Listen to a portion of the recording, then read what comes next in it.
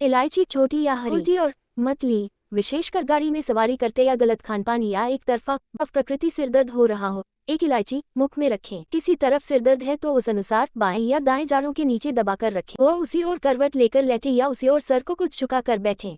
कुछ देर बाद थोड़ा चबा लिया करें और रस निगलते रहे। लगभग 15-20 मिनट रखें, आराम मिलता है। शौच होकर पेट साफ हो जाता है।